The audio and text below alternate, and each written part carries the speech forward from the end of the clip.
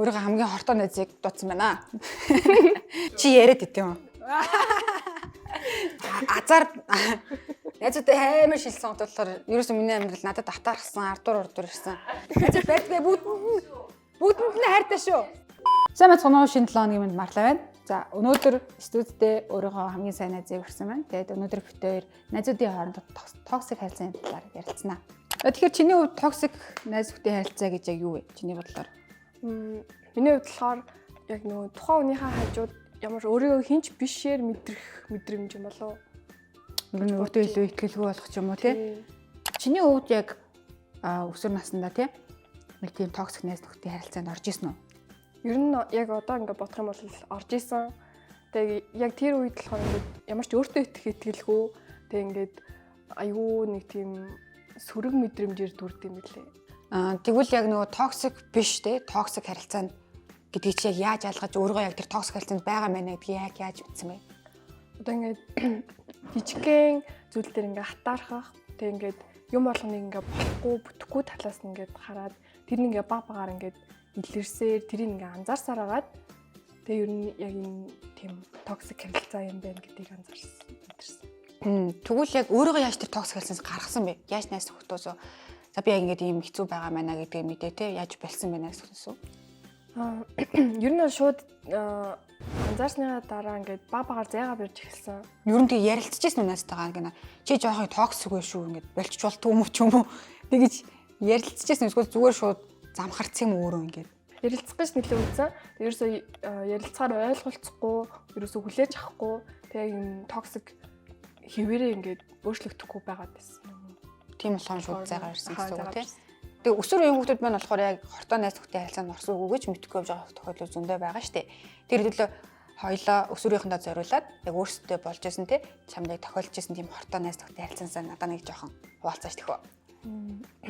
Одоо нэг итгэж амар яг тэр хүндэн зориулаад өөрхөө нэг нууцыг хэлэхэд нэг мэтгэд бусад хүмүүст ингээд тархацсан тэрүүгээр ингээд жоохон ингээд тоглоом шоглоом хийгээд илүү нэмж хачирлаад ингээд ярьсан тийм тохиолдож исэн. Ер нь цөөнгөө юу? Тийм. Анги дундаа арай жоохон ингээд нэрээ олоод багш нартай жоохон үнэлэгдээд ирсэн чинь яг миний тэр одоо амжилтанд хатаархаад ингээд надаа ямар нэгэн шалтгаангүйгээр уурлаж бухимдаж эхэлсэн. Тэгээд яагаад гэдгийг ингээд асуухаар ерөөсөө тэрийг тайлбарлаж чадахгүй. Тэгсэн мөртлөө ингээд ууртай бухимдалтай ингээд гомдолтой яваад байна гэд тэгж бас хандж исэн. Ер нь тэгэл найз гээл хүний нүдэн дээр инээгээл хажууд ингээл зүгээр юм шиг байж байгаа юм нэ. Яг цагаат толонгууд ардуур зөндөө юм ярьсан ч байх юм уу? Эсвэл амжилтыг нь үгүйсгэж хүмүүст ингэж харлуулж явах ч юм уу? Тиймэрхүү тохиолдолд ерөнхийдөө токсик найз нөхдөлийн харилцаанд илүү түгээмэл байд юм санагдсан. Дээрэс нь манай өсвөр үеийнхэнд яг энэ харилцаанд орох магадлал илүү өндөр байдаг. Яагаад гэвэл өсвөр үеийн шилжилтийн насн дээр те өөрийгөө хараахан олж амжаагүй үедээ найз нөхдөсөө хитрхийг хамааралтай байдаг шүү дээ. Тэгэхээр яг хитрхийг хамааралтайгаасаа болоод токсик байгаад байгаа энэ өөрөө ч ялгаж чадахгүй.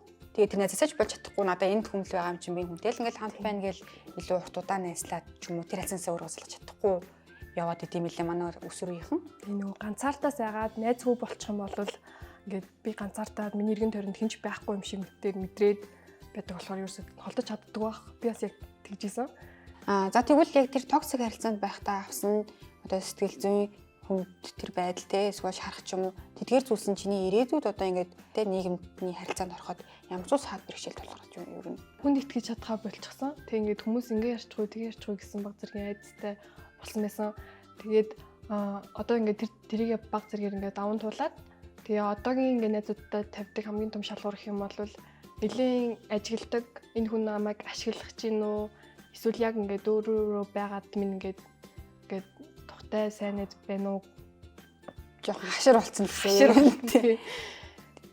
Өөрийгөө илэрхийлэх тал дээр ер нь ямар хувьсан бэ тэр харилцааны дараа?